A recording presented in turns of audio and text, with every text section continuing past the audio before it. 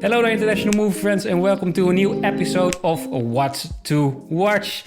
This time in What to Watch, we're going to take a look at April and take a look at what's coming to Netflix, HBO, Disney Plus, Hulu, what's ever out there, Amazon, not to forget. We're going to take a look at it and we will let you know what we think might be worth watching in April. At least we will let you know what we will watch in April, and you can let us know in the comments if you are with us or not. Don't forget to subscribe if you're not subscribed yet to our channel and you want to stay updated on our watch suggestions, but also trailer reactions and all stuff like that. Then we will now start with what to watch this April.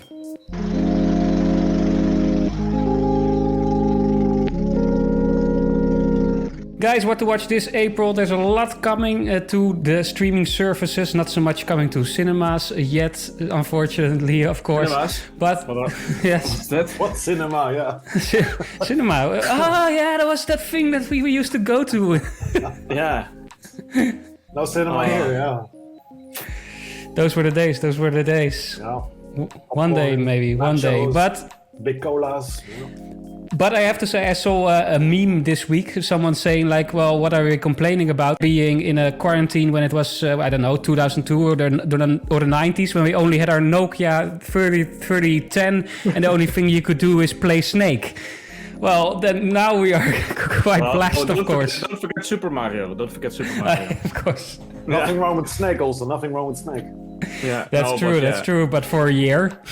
Yeah, there were no streaming services. We only had your television, your television channels. Yeah. Yeah, but exactly. When we were at that age, we were playing, I think, a lot of video games, which also makes up a lot of time. That is true. So, yeah. That is true. There. But now we have it all. We have video games. We have 1 million streaming services to pick from, and that's exactly what we're gonna do. That's what we're gonna do today. We're gonna pick from the streaming services. Gonna take a look at what's coming in April, guys. All three of us made a selection again.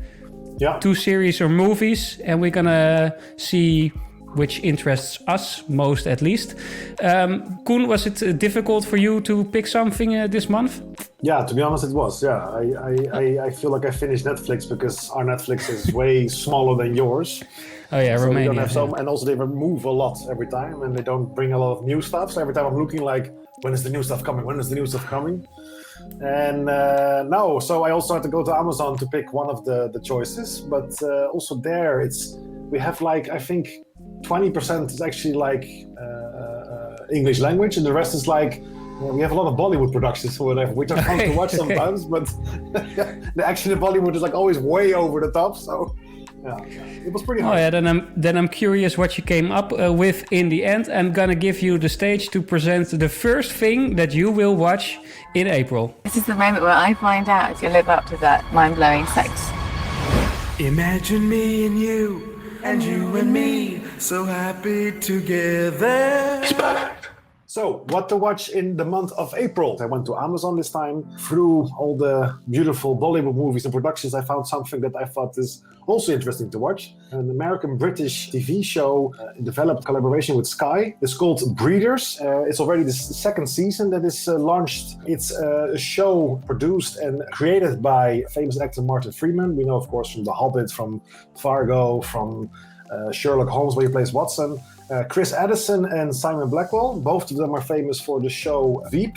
Chris Addison also is famous for the BBC show Mock the Week. It's a very, very funny comedic show where they do every week the news. Breeders explore the paradox that every parent knows but never admits. You would willingly die for your children, but quite often you also want to kill them. So I think every parent have this moment, even if they don't want to admit it, maybe on TV or in public. The series actually has 2 main actors. Martin Freeman, besides creating and directing, I think, even one episode, he also stars again in this alongside Daisy Haggard. And Daisy Haggard we know from the series Episodes. It's a series with Matt LeBlanc where he plays himself, so the Joey from Friends, which is very funny. Daisy Haggard also quite good actress. I haven't seen season 1. I read a lot about interviews about season 2 and it got me curious. So I will first start with season 1, but I think I will binge watch it and watch season 2. Main reason for me to watch this, I'm a very big fan of British humor. I'm a very big fan of Martin Freeman. So I think collaborating him with Chris Addison and Simon Blackwell is like a very good recipe for disaster in a funny way. So I'm looking very much forward to it, and this is my first choice. So, Breeders. Mommy! Jesus fucking Christ! How many times do I have to tell you to be quiet? Sorry. Breeders, Koen, the first thing you will watch in April. You didn't see the first season yet, so it's completely new to you? Yeah, I read, I don't know, from my phone I got somewhere an article from I don't know what website, and it's something about Martin Freeman, Breeders, and I really thought it was a new show. And I also saw it appeared on Amazon, so I think it wasn't maybe on Amazon yet here in Romania or something. I couldn't find also on the internet, because it suddenly popped up, and I saw the trailer and I liked it a lot. And then I found out it's already the second season, so for me, if I like it, it's even nicer because I can watch 2 seasons. Yeah, sounds interesting. I haven't heard about it either, but like you, I also like Martin Freeman, so sounds interesting. Yeah, Same the ratings you, are quite good. So I think the critics were 8 point something, and the audience was 7.8. So it's a bit mixed, but it's at least above a 7.5 both sides. So that's good. Yeah. Curious. Interesting. Yeah, I'm curious too. Martin Freeman and the topic, tribulations of parenthood. Yeah, I think that's a good combination, those two. Okay, but that's only the first one you picked for April. Let's take a look at your second one now. Koen, what's the second one that you selected? The movie on Netflix, Stowaway. Stowaway, well, tell me all about it. Please, I gotta go back. We're not going back. What do you mean we're not going back? This is a 2-year mission.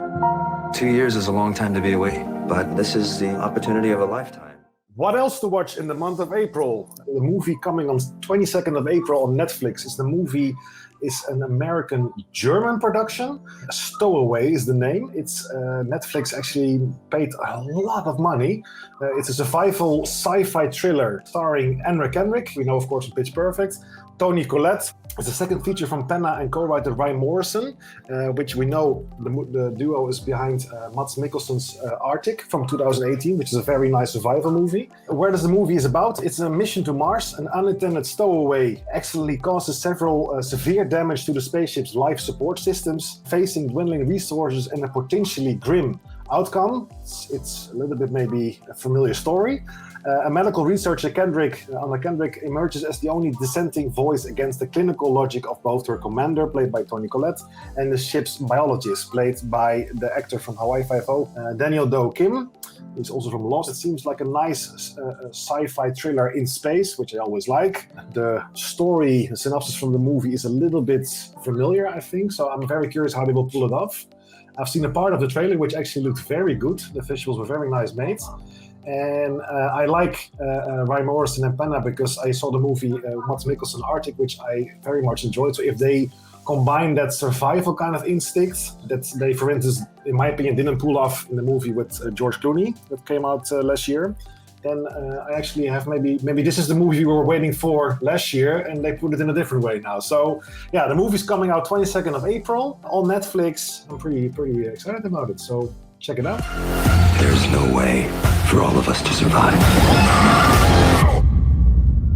It's imperative that we try. Sven, by hearing his story, what did you think? Super intrigued. I'm not triggered. No. No. I thought so. It's not my combination. No. Science fiction. No. Getting into space is it should be really like outstanding movie, and there should be something interesting about the storyline if I would be interested in Did you watch in going into space. Did you watch Gravity with Sandra Bullock? And George Clooney? Probably not, because George Clooney is in it. You don't like... I've seen some parts, and I was actually triggered to watch that film because I That's a very good movie. Gravity is very good, yeah. I think the situation they created there was quite fascinating.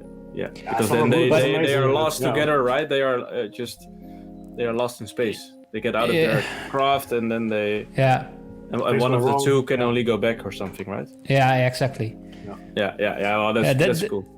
That was good, but I think that's the problem a bit, that after Gravity they started making a lot of these kind of movies, and that's also why I'm a bit skeptical about this one, maybe because it feels like it became a bit of a hype. And there was also recently this one with Ryan Reynolds, I believe, and also some famous actors, which I was quite excited for. I feel like, oh, that's cool, because I'm all for space normally. But then it's like, Ryan Reynolds in some Life, something like that, where they have something. It's a bad movie. Yeah, there you have it. So there's quite some of those movies, and I find that a bit too bad, because by that, people like Sven, for example, think that all space movies are shitty, and that's but the thing is, not they have shitty, but I think they're mostly lookalikes. So they're all in two space. very good ones. They had Interstellar and Gravity, but after that, it's a bit mediocre, to be honest. Yeah.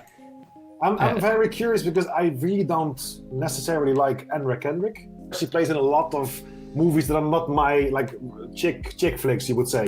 True. She plays also a horrible role in Twilight, so she plays maybe very good, but not my style. So I hope maybe this is a very serious role for her, that she can. Maybe I can actually like her, Yeah. Wasn't she also in Scott Pilgrim? Yeah, but also a small role again, I think. Okay, but I think she was quite okay in that one. Well, she acts, I think, every time good, but not.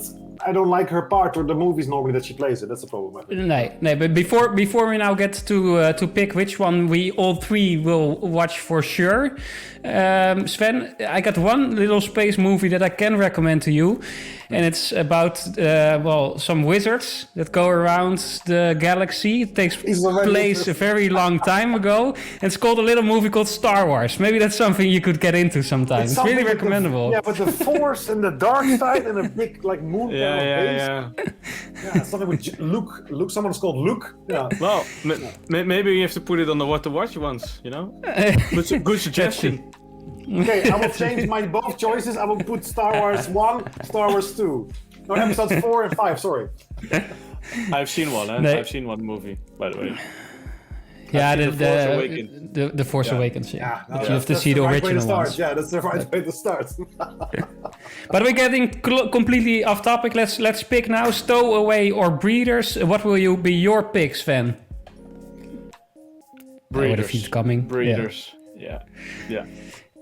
No doubt. I also go for Breeders, no doubt. I might actually end up watching Stowaway if I want something that I don't have to think about too much. Then I for a Saturday morning, then I think Stowaway could be something that is entertaining. I will watch that Papillon because it's a very simple movie.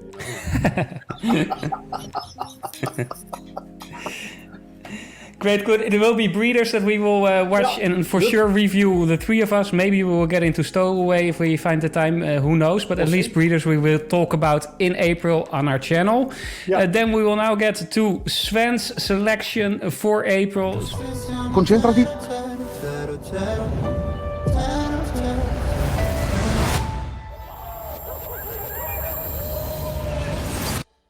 Today I want to talk about Zero, an Italian Netflix series about a country that's been called by the Dutch writer Ilja Leonard Pfeiffer, who resides in Genoa. This is not Europe, this is part of Africa. Why Zero? It's a supernatural meets a societal story, and I expect a story about feeling invisible to others. A universal topic and feeling, and in this series it seems to be told from the perspective of a young multi-ethnic Italian generation boy. While we know Italy has been a destiny for African migrants for decades, and we know how complex their struggle is, this perspective makes it more interesting to me. What's it about? This fantasy drama series Zero centers on a shy boy named Omar, who is feeling invisible to the others, and he might as well be zero to them. Omar Zero wants to escape the barrio, the neighborhood in the Milan suburb where he lives, but when the barrio comes under the threat of a small-time criminal who is setting about to control the area, his feeling of invisibility is made manifest. Zero becomes literally invisible. And with this superpower, Zero becomes a modern-day hero when he meets and teams up with new friends Sharif, Ino, Moma and Sara to save their neighborhood. It's based on a novel, Non ho mai avuto la mia età, I Was Never My Age, is that in English? It's written by Antonio Di Chele Di Stefano. a rising star in the publishing scene in Italy. His parents are from Angola and he is born in Varese. Who is involved?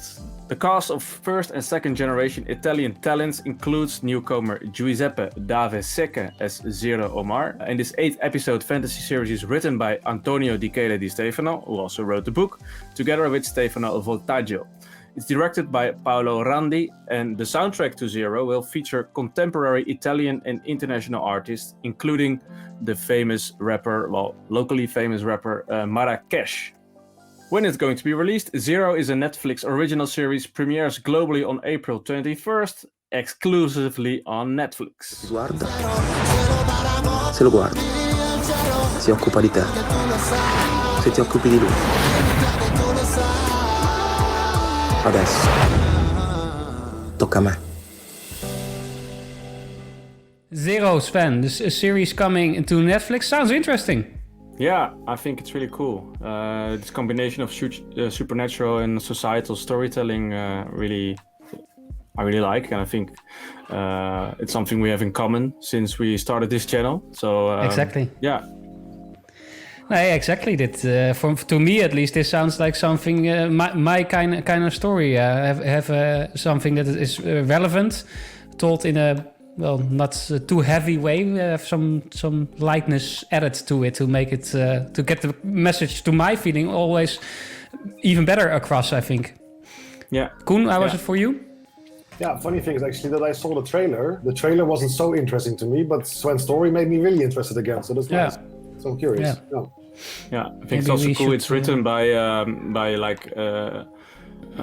this writer who has his roots also in Africa, was born and raised in Italy. So I think it's really also, he can really put the perspective, I think, right on this story.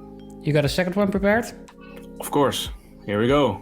It's a French production. J'ai réalisé très tôt que la plupart des hommes nous traitent comme des putes.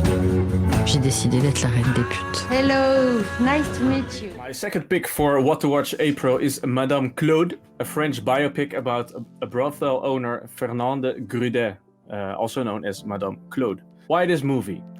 Set in the 1960s Paris, a film about crime, lies, and using sex as a tool to achieve emancipation. Madame Claude was a sex icon in France and is portrayed in other film productions already. So I think it's quite an interesting personage to see a movie about. What's it about? After working as a prostitute, she fashions herself as Madame Claude and establishes her exclusive brothel business, which caters to the wealthy, the influential, and the powerful. Amongst her clientele are heads of state, business tycoons, award-winning actors, and members of France's secret services and intelligence organizations, from whom she also serves as an informant. So there's also part of a crime part in this film. As such, her influence extends far beyond the world of her sex work. But then there's coming a turning point in the story. There's an affluent young woman threatens to change everything. Who is involved? Carole Rocher as the main character. It's written and directed by Cannes Film Festival Award nominee Sylvie Verheide. And there's a side role for Laia O'Prey. And I pick her out because she was also being seen in The Eddy, a really cool series I really love about a jazz club in Paris. When is it going to be released? Madame Claude is a Netflix film and it premieres globally on Friday, April the 2nd. La fin du départ, mon cul! Le temps change, Claude. Mais pour le moment, c'est moi la patronne. Madame Claude, Sven, also sounds interesting, I have to say. I think also it's a hard pick this time. Yeah, I've already watched the trailer for this one some weeks ago, and I thought, quite intriguing. Koen, for you? Yeah, I saw the trailer as well yesterday, I think, or 2 days ago, and I also liked it. So intriguing. It will be a difficult pick indeed, Sven. I was also Wikipediaing a bit. I found a fun quote from her. There are two things that people will always pay for: food and sex. I wasn't any good at cooking. Nice. Yeah, really nice. Yeah. But it sounds interesting. I think it says also something about French or Parisian women who are quiet. They don't lack self-esteem. Yeah. Yeah, I have to say I don't really know Parisians. Do you say it like that? But Parisians. I trust you on it. You've never been to Paris? Once. All right. Only once for like a short weekend, so I can't say much about it. I think the Americans don't understand. I think when you live so close. That we've been, yeah, exactly. Yeah, it's like from Holland. It's like what is it? 3 hour, 5 hour drive. Yeah. Forward train, I think, or something. Yeah, I went by train. Yeah. But it sounds interesting, this movie, Sven. You're not making it easy on us to pick one of the two that we will watch for sure. So maybe we end up watching them both. But the format of this video is that we pick one, of course, that we will discuss for sure. And if we find the time, then we do the other one as well. Koen, may I start it with you? Which would be your pick, Zero or Madame Claude? Yeah. Based on the trailer, I would say Madame Claude, but Sven's story also was very good for the other one, for Zero. I will go for Zero this time. You go for Zero? Yeah. Okay, then it's my pick now, and if it will be equal, then Sven gets to have the deciding vote. I'm gonna make it easy. I'm also gonna go for Zero. It's maybe a bit suspected. It's like you described it, Sven, a social story with some fantasy elements added to it. That's the storytelling I love. So for me, it's quite an easy pick. I go for Zero. So is that a choice you can live with, Sven? I'm gonna watch it both anyway, so I can live with it. Yeah. Okay. With your permission, I'm gonna take the stage now to select my picks for April. Here they come. Kvinnfolk kan være noen ordentlig drittkjerring av og til. Det der med å slå dem, det liksom ikke noe man gjør. So the first thing that I will watch in April is the Norwegian series Welcome to Utmark. Why will I watch this? Well, we reacted to the trailer on our channel last week and we really liked what we saw there. So if you haven't seen our trailer reaction yet, I recommend you to watch it so you can also get a bit of a feeling about this series. But first, hear me out, I would say. To me, basically everything about this series sounds interesting and looks promising. I mean, it's described as a Norwegian Western, a Nordic noir mixed with some Western elements and conventions. So that was something that really intrigued me. And the synopsis for this series also made my interest only bigger, because Welcome to Utmark is being described as somewhere in the Nordic wilderness, in a place that lives by its own rules, lies Utmark, a corrupt sheriff, cross-dressing farmer, possessed shopkeeper, alcoholic shepherd, nature-loving bootlegger, God-hating pastor, and a grieving pimp. Everyone knows everyone in the secluded corner of the Nordic North. So the center of drama that engulfs a whole community turns on a battle for livestock and a young daughter of a divorcing couple who seemingly vainly tries to make adults behave like adults. Events spin off out of control as the show's structure hints at the entropy of reality. Comedy and tragedy intertwine in an emotional take on the genre and its very human drama. If there's any pattern to the early events in this Western, it's women and teens who drive the drama and hold some of the hope for the future. So who is involved in this series? Some known names in the cast are those of Tobias Santelman, Stig-Henrik Hoff, Alma Ganter and Maria Blokhus. The screenwriter is award-winning Danish author Kim Fupz Åkesson, who is known for Perfect Sense and the two Berlinale competition films A Somewhat Gentle Man and Cold Pursuit. All 8 episodes of the series are directed by Icelandic director Dago Kari, who directed before The Good Heart and Virgin Mountain, and it's shot by DOP Andreas Johannesson. When can you see Welcome to Utmark? Well, Welcome to Utmark premieres at HBO Europe April 18, and as with a lot of HBO Europe productions, it might be expected that it will also come available in countries outside of Europe later this year, but so far there's not much known about that yet. We will for sure keep an eye on it, but April 18, you can at least start watching it in Europe. Welcome to Utmark is the first thing that I will watch in April. Are you with me?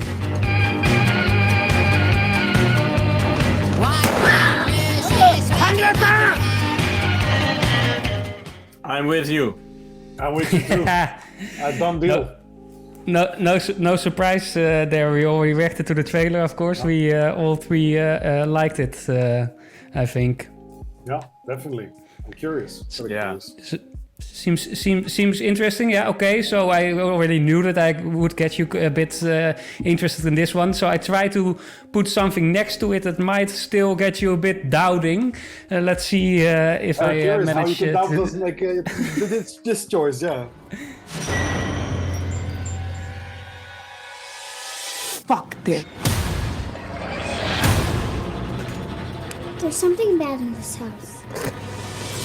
So the second thing I will watch in April is the Amazon Prime anthology series Them. Why will I watch this one? Because it looks super creepy. I watched the trailer already and it looks super creepy, I have to say. It is eerie and it reminded me a bit of movies like Get Out, but also Midsommar and series like Lovecraft Country. All productions that I really liked. So that's promising when it comes to this series to me. At the same time, this might also be the downfall for this series because there is already a lot of people complaining online that it might be just a straight copycat or knockoff of movies like Get Out and especially Us, directed by Jordan Peele. Fans of those movies are not too enthusiastic yet by this series. And the fact that 9 out of 10 episodes are directed by a white man was also not appreciated by everybody, since this series is about a black family and racism is a very important theme, at least in the first season of this series. But I would say don't let this discourage you up front, because the first reviews that have been coming in are praising the series for its amazing writing, storytelling and cast. So it might turn out great after all. To give you a bit of sense what this series is about, Them explores terror in America, and the first season centers on a black family in the 1950s who moves from North Carolina to an all-white Los Angeles neighborhood during the period known as the Great Migration. The family's idyllic home becomes ground zero, where malevolent forces next door and otherworldly threaten to taunt, ravage and destroy them. That's the story. Who's involved? The series has a talented cast with Deborah Ayorindi, known for True Detective, Shahadi Wright Joseph, who starred in Us, actually, the movie by Jordan Peele, and Alison Pill, who is known for Scott Pilgrim vs. the World. The series is created by Little Marvin, who is also responsible for writing the screenplay. When can we see the series? All 10 episodes of Them will debut on Amazon Prime April 9th. Them is a series that I will watch this month. Are you with me?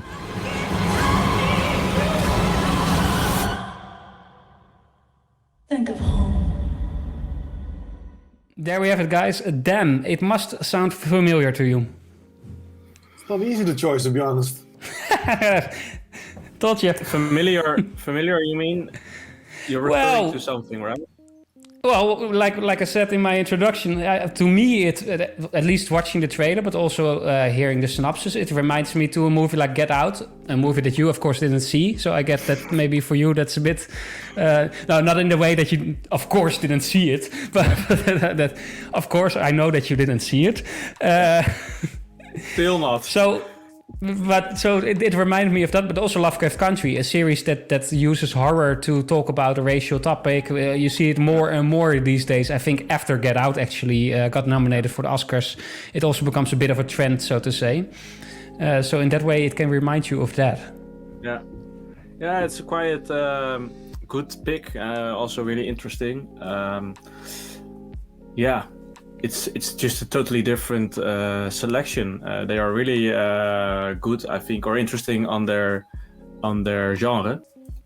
So yeah, it's gonna be a hard decision. I'll let Koen choose first, so I have a little bit more time.